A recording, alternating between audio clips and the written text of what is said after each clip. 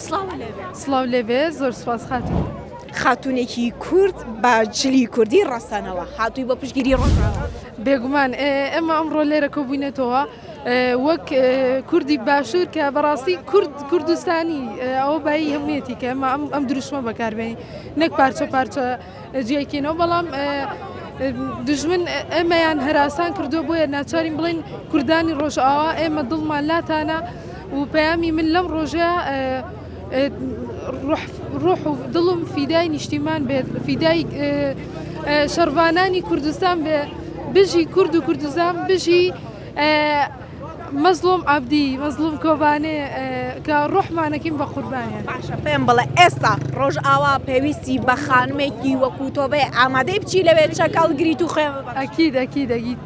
ئیتر بێ دوو دڵی کە من ڕۆحمەکەم بە قوربانی بەڕام خانمانی ئەوێت بینیوە چەک لە شان هاوشانی پیاوانەکی گرنگەوەی هێزە بێت باوەڕ بەخۆ بوون ئەوە لە هەموو شتێک گرنگترە من پڕ بە دڵ و بە گیان ئامادەیم تیاکە